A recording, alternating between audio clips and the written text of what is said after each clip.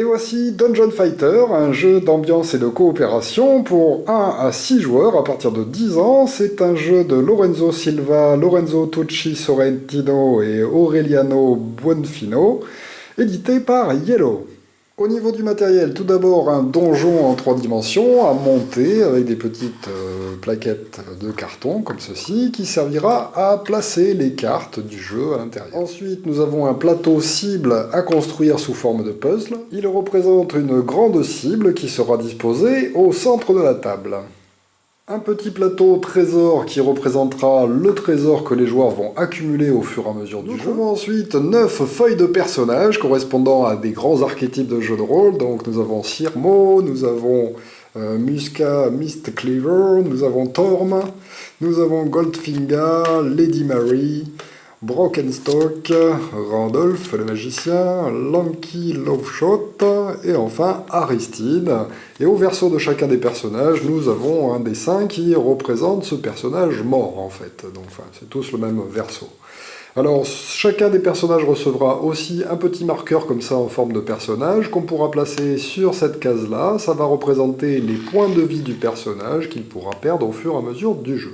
Nous avons ensuite une fiche pour compter les points de vie des monstres. Alors, les recto-verso, il y a un côté qui va de 0 à 20 pour les petits monstres, et puis après, de l'autre côté, c'est les chiffres de 21 à 40 pour les gros monstres.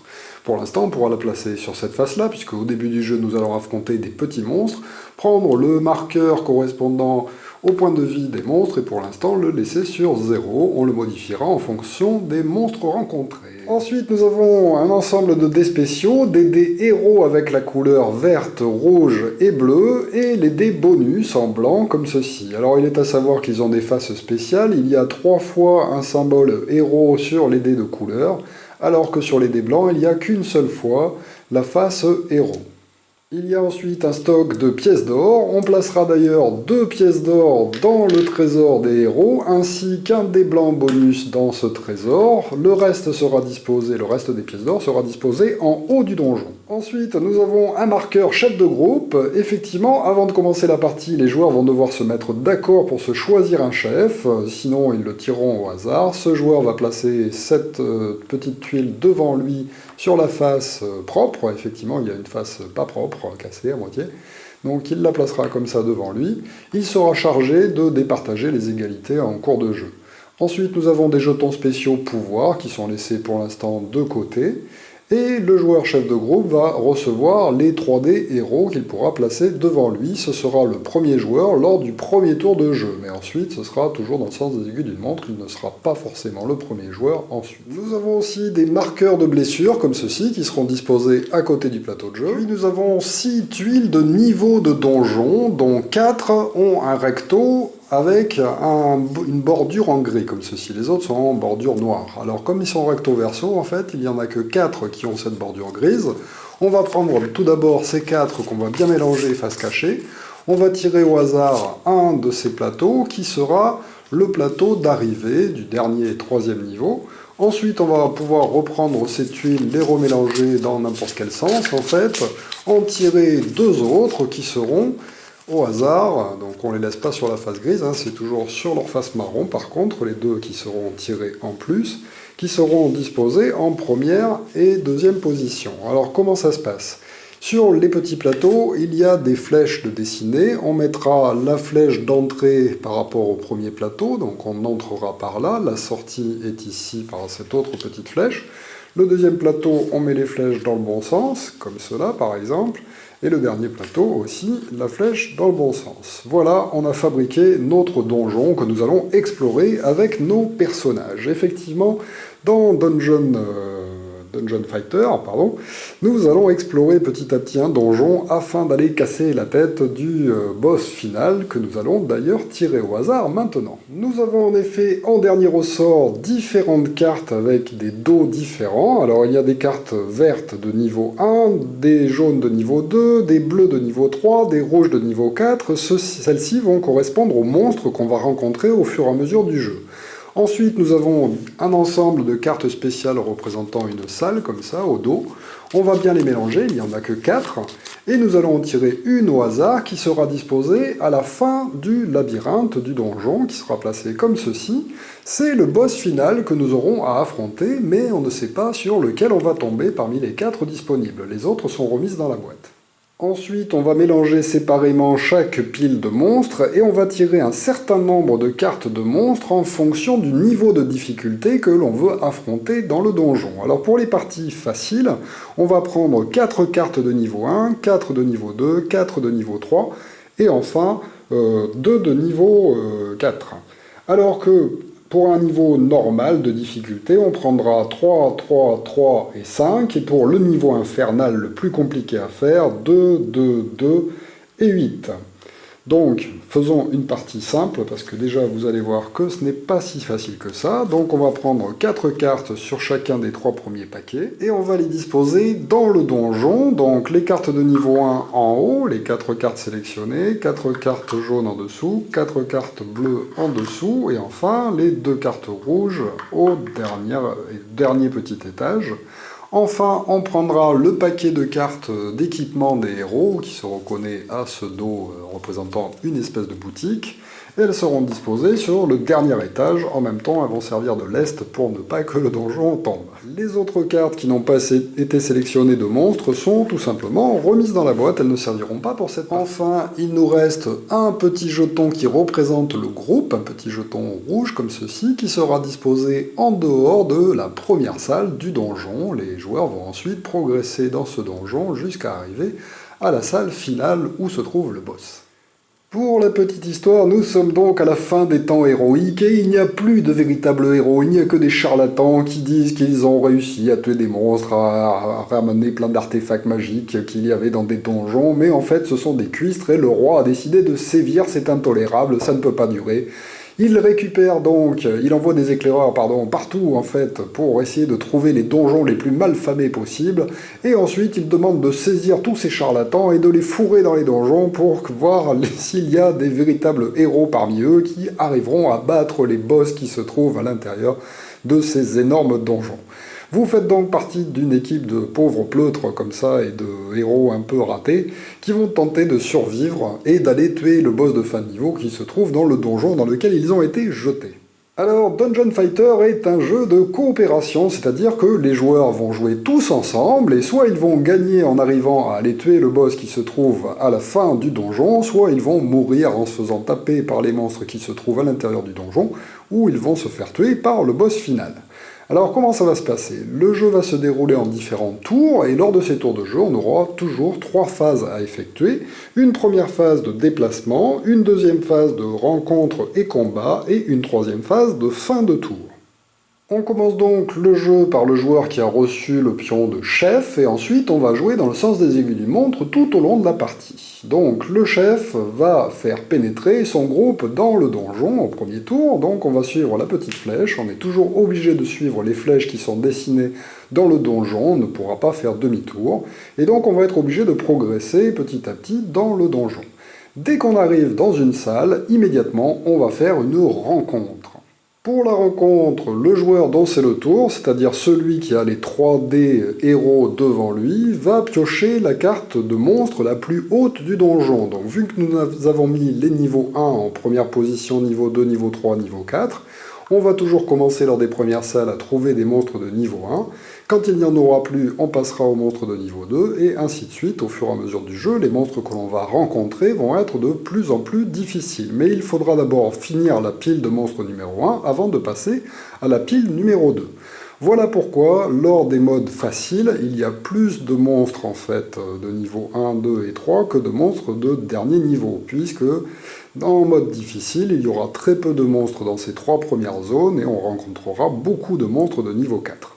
Donc là, pour débuter la partie, on va forcément tirer la carte du dessus, qui est donc un monstre de niveau 1. On va le retourner et le montrer à tous les joueurs. Là, par exemple, nous sommes tombés sur un cochon crasseux, qui est donc symbolisé par les petites icônes qui sont à côté. Ça va être le nombre de points de vie que ce monstre a, donc là, 2 points de vie. immédiatement, on va pouvoir placer le marqueur correspondant au point de vie des monstres sur le bon chiffre, donc là par exemple 2. Le deuxième chiffre avec ce petit symbole éclaté, en fait, va être à quelle force frappe le cochon crasseux. C'est-à-dire qu'à chaque fois qu'il nous infligera des points de dégâts, par exemple, celui-ci nous infligera 1 point de dégâts. En troisième position, nous avons une petite pièce qui va représenter l'or qui se trouve sur le cochon crasseux. Alors là, c'est un petit peu bizarre, mais en fait, les monstres ont déjà tapé d'autres héros qui ont tenté de rentrer dans ce donjon, et c'est pour ça qu'ils protègent de l'or un peu à chaque fois. Donc on prendra une pièce du trésor au-dessus de la pile, de la tour en fait, et on va la placer sur le cochon crasseux. Si on arrive à le vaincre, on gagnera un or donc. Et ensuite, en bas, il y a un petit dessin. Alors pas toujours, hein, s'il n'y a pas de dessin, c'est qu'il n'y a pas de condition spéciale, mais lorsqu'il y a un dessin, ça va être la capacité spéciale du monstre pour le combat à venir. Dernière chose, tout en haut à droite, il y a un petit dessin qui représente la catégorie à laquelle appartient le monstre, et donc certains pouvoirs de héros permettront de se battre mieux contre certains monstres en fait. Alors une fois qu'un monstre est révélé et qu'on l'a placé sur la table, on va devoir le combattre. Comment est-ce qu'on combat? Eh bien à commencer par le joueur dont c'est le tour, donc au premier tour de jeu évidemment, hein, c'est le chef qui va commencer. Chacun va devoir lancer un des héros sur la piste pour tâcher d'infliger un maximum de points de dégâts au monstre. Celui-ci a 2 points de vie, il suffira donc de lui infliger 2 points de dégâts pour qu'il meure. Alors comment ça se passe? Eh bien on va tout simplement prendre un des dés de son choix, lorsque c'est à nous de jouer, et on va le lancer sur la cible de façon à infliger 1 point, 2 points, 3 points, 6 points, 4 points, 5 points, ou si on arrive à atteindre le centre de la cible, 10 points de dégâts au monstre. Alors comment ça se passe? Pour le lancer, par contre, il y a une petite condition préalable qui met toute la difficulté, c'est qu'il va falloir que le dé rebondisse à l'extérieur du plateau de jeu avant de tomber dessus pour que le lancer soit considéré comme valable. Un joueur va donc prendre le dé et va donc, par exemple, tenter de le lancer comme ça. Il est arrivé ici, il est sur la ligne numéro 1, j'inflige donc 1 point de dégâts au monstre. Hop, on reculera son marqueur de points de vie. Si ce monstre arrive à 0, il sera mort. Alors que va-t-il se passer si je rate la cible? Si jamais le dé tombe à l'extérieur de la cible, je n'ai pas réussi à l'atteindre, ou bien il a dépassé la cible, ou bien il est tombé dans un des trous qui sont présents dans la cible, et bien malheureusement je n'infligerai aucun point de dégâts au monstre, et c'est lui qui va nous infliger des points de dégâts en fonction de son chiffre de points de dégâts que nous avons vu en deuxième position. Donc là par exemple, le cochon crasseux inflige 1 point de dégâts lorsqu'un héros rate son jet. Si un joueur prend des points de dégâts, eh bien il avancera tout simplement son marqueur de points de vie vers le 1. En fait, ici, petit à petit, on va perdre des points. Si on arrive à 1, il nous reste encore 1 point de vie, mais si jamais on perd son dernier point de vie, on va être obligé de retourner sa feuille à la mémoire du héros. Malheureusement, notre héros n'est pas encore tout à fait mort, mais il est dans le coma. Et il faudra attendre la fin du combat en espérant que nos partenaires arrivent à tuer le monstre pour peut-être être réveillés du coma. Mais revenons à notre lancer de dés. Si jamais le dé arrive entre 2 zones, on va considérer qu'on a réussi à faire le meilleur des 2 zones. Donc là, par exemple, 2 points au lieu d'1 point. Même si on touche tout petit peu le 2, on considérera toujours le meilleur résultat. Par contre, si le dé est à l'extérieur ou est arrivé à la lisière comme ceci, ben malheureusement, ça ne marque pas de points. Ici, il y a une zone qui ne rapporte rien. Pareil dans les trous, malheureusement, si le dé est tombé dans un trou, même s'il mange un peu la bordure, eh bien, ça sera raté et le monstre nous infligera des points de dégâts. Alors, petite précision, si vous arrivez à toucher le centre de la cible avec votre dé, vous infligez 10 points de dégâts au monstre. Mais si vous arrivez à toucher le centre de la cible avec le symbole héros activé, vous tuez définitivement le monstre et tout simplement le monstre. Donc c'est très pratique, si jamais c'est le boss final, bam, il est mort immédiatement. Mais pourquoi y a-t-il 3 dés de couleurs différentes en tant que dés de héros? Eh bien parce que chacun des héros du jeu va avoir 3 capacités spéciales qui sont représentées par ces petits symboles en haut de sa fiche de personnage. Il y a une capacité spéciale correspondant au dé bleu, elle a un fond bleu, une correspondant au dé vert et une correspondant au dé rouge. Alors, comment vont être activées ces capacités spéciales? Eh bien, si on arrive à obtenir la face représentant le symbole héros. Si ce dé tombe sur cette face-là, eh bien, par exemple, je pourrais réaliser cette capacité spéciale. Sinon, s'il tombe sur celle-là, j'inflige quand même des points de dégâts, mais par contre, je ne peux pas utiliser la capacité spéciale du personnage. Alors vous l'aurez compris, chaque personnage ayant des capacités spéciales différentes, il va falloir se mettre peut-être d'accord avec les autres joueurs pour savoir qui va utiliser quel dé. Effectivement, lors d'un combat, le premier joueur va choisir parmi les 3 dés lequel il veut utiliser, en espérant peut-être tomber sur une de ses capacités spéciales intéressantes. Il passera ensuite les dés restants à son joueur de gauche, qui lui aussi choisira un de ses dés et le lancera, et le troisième joueur lancera le troisième et dernier dé. Donc avant même que l'on commence le combat, on peut se mettre d'accord sur qui a envie de lancer quelle couleur de dé pour réaliser les capacités spéciales intéressantes de son personnage. Nous l'avons vu, il y a 3 dés, il y a donc 3 joueurs autour de la table, à tour de rôle, qui vont lancer les dés pour tenter d'infliger des points de dégâts aux monstres. S'ils ratent, ils vont chacun perdre des points de vie, mais le problème c'est qu'une fois qu'on aura utilisé ces 3 dés, on va se retrouver devant un choix draconien si le monstre n'est pas encore mort. Effectivement, s'il n'est pas encore décédé, eh bien, on aura le choix pour le joueur suivant, soit d'utiliser un dé supplémentaire, c'est les dés bonus qui sont dans notre trésor général. Nous avons vu qu'en début de partie, nous avons un dé bonus, donc si jamais au bout des 3 lancés par exemple, eh bien, le cochon n'est toujours pas mort, le 4e joueur pourrait décider d'utiliser ce dé spécial pour tenter de tuer le cochon.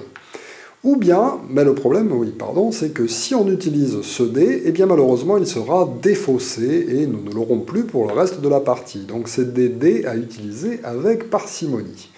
S'il ne souhaite pas utiliser un dé spécial ou bien qu'il n'y en a pas de disponible, eh bien malheureusement tous les joueurs autour de la table vont devoir subir les points de dégâts du cochon. Donc c'est-à-dire que, imaginons, le premier joueur lance le dé, il rate, il prend un point de dégâts du cochon. Ensuite, on passe au deuxième joueur qui réussit à infliger un point de dégâts au cochon, on le réduit de 1. On passe au troisième joueur qui rate aussi son jet, il prend un point de dégâts. Et le 4e joueur décide de ne pas utiliser ce jeton-là, enfin on se met d'accord en équipe pour se dire non, on va garder ce dé bonus supplémentaire pour un monstre un peu plus gros, tant pis, tout le monde va prendre un dégât du cochon, même ceux qui ont déjà subi un point de vie du cochon.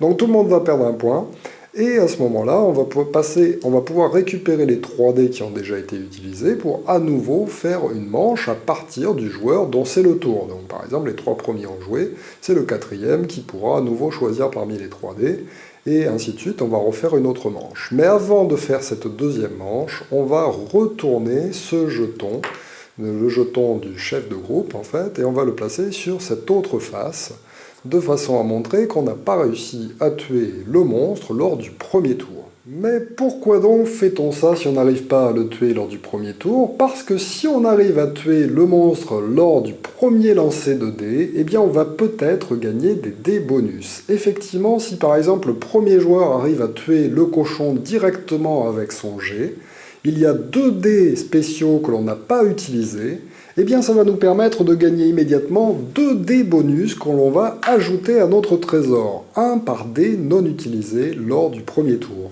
Donc vous l'aurez compris, si jamais on utilise 2 dés pour tuer le monstre, eh bien on gagnera un dé bonus. Par contre, si on utilise les 3 dés pour tuer le monstre, il ne se passera rien. Et à partir du moment où on est passé à un tour suivant où tout le monde a subi des dégâts du monstre, eh bien on ne gagnera plus de dés bonus. Il faut réussir à le tuer lors du premier tour pour espérer gagner des dés bonus pour plus tard. Alors parlons un peu du dé bonus. Quand un joueur va décider de l'utiliser, après que les 3 premiers dés aient été pris, si jamais on le prend d'ici pour l'utiliser, eh bien il va être considéré comme étant un dé de la couleur de son choix. C'est le bonus que ça donne. Par contre, comme il a une seule face héros, il y a beaucoup moins de chances qu'on arrive à activer la capacité spéciale de son choix. Alors, pour reprendre notre exemple, on va faire le combat en lançant le dé sur la cible, toujours en le faisant au moins rebondir une fois à l'extérieur pour que ça compte, mais le problème c'est que certains monstres ont des capacités spéciales. Par exemple, notre cochon crasseux, toujours, il a un petit dessin en bas qui représente un personnage très loin de la table. Il va effectivement falloir tirer sur le cochon crasseux d'une certaine manière, c'est-à-dire qu'on va devoir lancer le dé sur la cible, mais avec un petit handicap, qui en est un.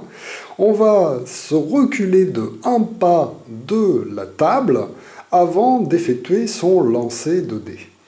Et donc ça va être un petit peu plus difficile parce qu'on se retrouve très loin de la cible et il faudra donc tenter de sniper le cochon crasseux en faisant un tir.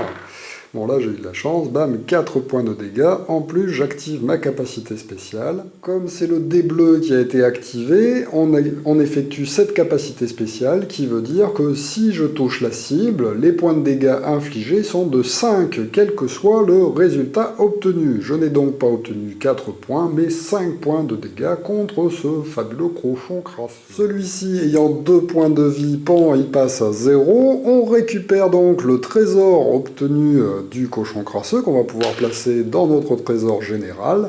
Il y a 2 dés qui n'ont pas été utilisés, je vais donc recevoir 2 dés bonus qu'on va pouvoir ajouter à notre trésor général. On a donc réussi à tuer, et donc on effectue tout ça lors de la 3e phase, qui est la phase de fin de tour. On peut ensuite défausser la carte de monstre, sauf capacité spéciale, et ensuite on va rendre en fait les 3 dés héros au joueur à gauche du joueur qui vient de jouer. Donc là, imaginons que c'était mon premier joueur qui a réussi à tuer le cochon du premier coup. Hop, je passe les dés au second joueur qui sera le premier à pouvoir attaquer le monstre suivant. Alors, si le jeton de chef avait été retourné parce qu'on avait mis plus d'un tour à tuer le monstre, eh bien il sera replacé à ce moment-là sur sa face normale. Et si jamais il y a des joueurs qui ont été tués lors du combat, que va-t-il se passer? Eh bien, ils vont être réveillés, ils vont sortir de leur coma, mais en revanche, ils vont quand même prendre une blessure, qui est sous la forme de petits jetons comme ceci.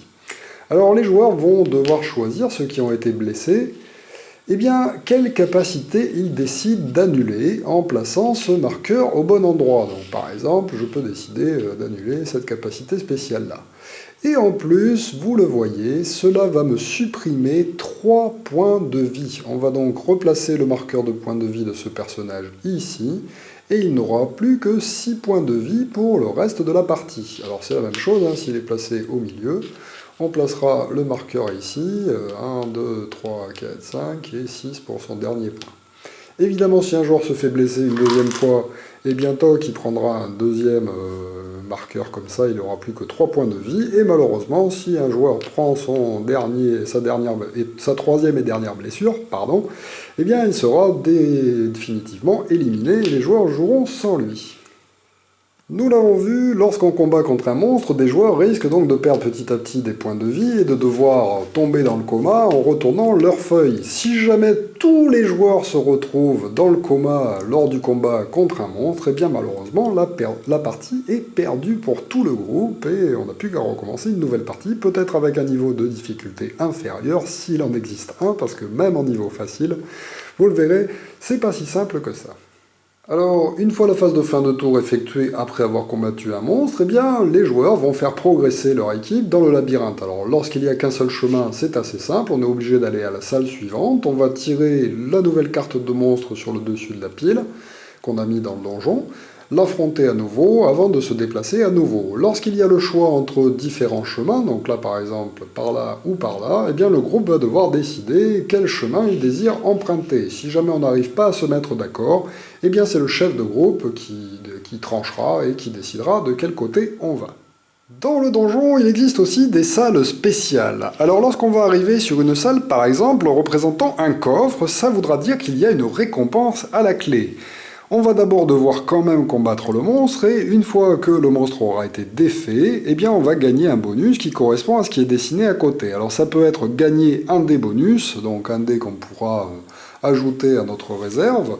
Ça peut être aussi des pièces d'or par exemple, comme ceci, 2 pièces d'or à ajouter à notre coffre.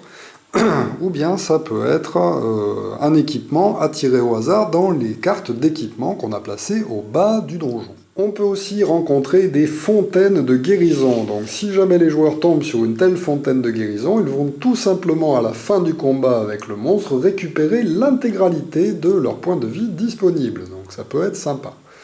Et ensuite, nous avons aussi des cases spéciales représentant une shop, c'est-à-dire un magasin dans lequel nous allons pouvoir acheter de l'équipement. Comme d'habitude, il faudra quand même combattre tout d'abord le monstre qui se trouve dans la salle avant de pouvoir espérer acheter de l'équipement au magasin.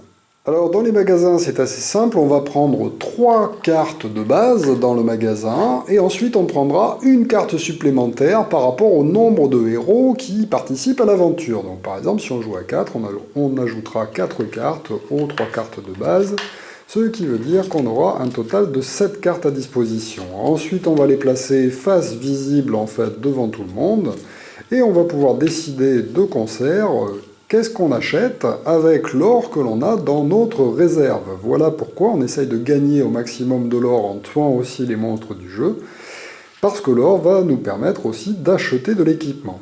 Alors les cartes d'équipement, c'est assez simple. Il y a dessiné dans le bas, dans le coin inférieur droit, un certain nombre de pièces d'or qui correspondent au coût d'achat. Donc si le groupe est d'accord, en fait, on peut payer ce qui est marqué ici pour pouvoir acquérir les différentes cartes d'équipement.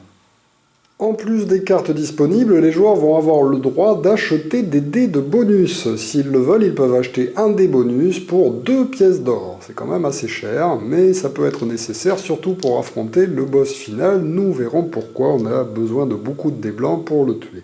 Dernière chose, on peut aussi acheter des soins dans une boutique. En payant 1 or, on va pouvoir guérir 1 point de vie sur tous les joueurs du groupe. Donc voilà, évidemment, on se met d'accord aussi sur le nombre de points que l'on va dépenser.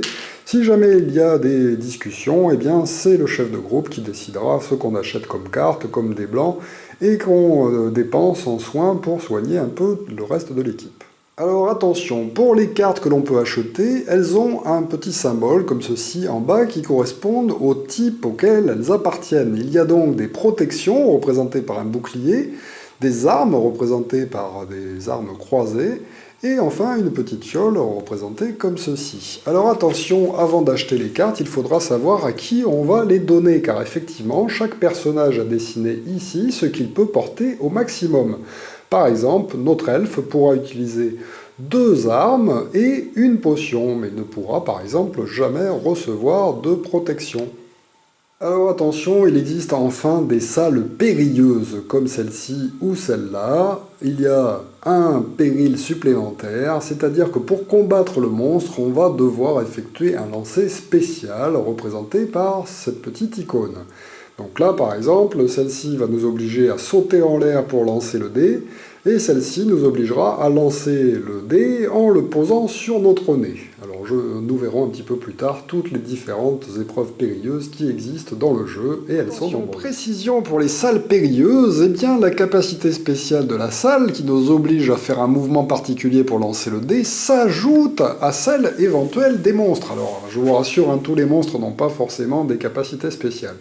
Mais si malheureusement vous rencontrez le cochon crasseux que nous avons vu dans la salle périlleuse à la fosse, eh bien non seulement vous devrez tirer en ayant un pas de distance par rapport à la table, mais en plus il vous faudra sauter sur place et lancer le dé lorsque vous êtes en l'air. Donc les deux vont se cumuler pour le combat en cours pour tous les joueurs qui lanceront le dé. Aïe. Alors les joueurs vont ainsi de suite avancer dans le donjon de case en case en essayant de choisir le chemin le plus approprié à leur groupe. À chaque fin de niveau, il y a toujours une boutique, donc ce qui permet d'acheter de l'équipement qui nous permettra d'être plus forts pour les combats suivants. Et on termine en arrivant à la salle du boss. Quand on arrive sur la salle du boss, on va la retourner et voir à quel boss on va avoir affaire. Nous avons vu qu'il existe 4 boss différents. Ils ont tous un très grand nombre de points de vie, 33 par exemple pour celui-ci, et ils tapent à 8, ce qui va faire très très mal. En plus de ça, le combat contre le boss est un petit peu particulier, puisque les joueurs ne vont pas avoir le droit de récupérer les dés héros. C'est-à-dire qu'ils vont avoir un seul tour de jeu pour parvenir à tuer le boss. Un premier joueur va lancer un dé héros, le deuxième joueur va lancer un dé héros, le troisième lance un dé héros si le boss n'est toujours pas mort, ce qui est rarement le cas, vu le nombre de points de vie qu'ils ont.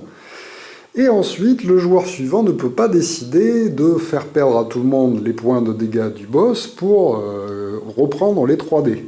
Il va être obligé d'utiliser un dé bonus spécial. Le joueur suivant aussi un bonus spécial, et ainsi de suite, soit jusqu'à ce qu'on ait réussi à tuer le boss, soit jusqu'à ce qu'un joueur doive prendre un dé bonus, et qu'il n'y a plus de dé bonus dans le trésor. À ce moment-là, tous les joueurs sont morts et ils ont perdu la partie. Voilà pourquoi il faudra accumuler pas mal de dés spéciaux, si possible, au fur et à mesure de la partie, pour espérer vaincre le boss avec un assaut final. Alors, si vous arrivez à tuer le boss final, eh bien vous serez des super héros déjà, mais vous pouvez en plus vous amuser à calculer votre score si vous le souhaitez avec ce petit barème. Plus X suivant le niveau de difficulté que vous aurez choisi au début de la partie. Donc si vous avez choisi le niveau facile, plus 1 point, niveau moyen, plus 2 points, niveau très dur, plus 3 points. Vous pouvez rajouter 1 point par joueur qui a participé, plus 2 points par dé bonus qui sera encore dans le trésor du groupe et qui n'a pas été utilisé pour vaincre le boss final, ce qui est quand même assez rare. Plus 1 pour chaque lot de 2 pièces d'or qu'on a encore dans son trésor. Plus 5 si aucun héros ne s'est évanoui pendant l'aventure, donc aucun héros n'a un jeton cicatrice de poser sur sa feuille. Moins 1 par jeton héros par jeton cicatrice posé sur un héros par contre, et moins 5 par héros qui est passé au niveau supérieur, c'est-à-dire qui est mort définitivement. Ensuite, vous pourrez regarder dans la règle pour savoir quel est votre niveau, ça va de canard boiteux jusqu'à héroïsme grandiosime au-delà de la compréhension du commun des mortels, par exemple. Voilà donc pour Dungeon Fighter, un excellent jeu d'ambiance où on se contorsionne autour de la table afin de faire les meilleurs lancers, tout ça dans un univers très drôle et très décalé, dessiné par Goulia Guini qui nous a fait des superbes dessins très drôles avec des références et puis des petits clins d'œil rigolos à plein de choses venant du médiéval fantastique. Les dessins sont vraiment très amusants. J'adore le satyre qui sent les soutiens-gorge, par exemple. La vieille folle au chat, le chevalier sans tête qui est en train de fumer. Voilà, enfin, il y a plein de petits... La momie avec les rouleaux de papier toilette. Enfin, voilà, donc il y a plein de petites références très amusantes. Les cartes sont superbement illustrées. Voilà, celles-ci sont à l'envers. La succube qui est en train de se couper les ongles de pied. Et voilà, donc vraiment un superbe jeu avec un matériel vraiment splendide et qui en plus est très amusant à jouer en groupe. Voilà, merci de m'avoir suivi et à très bientôt pour une nouvelle règle de jeu. Au revoir.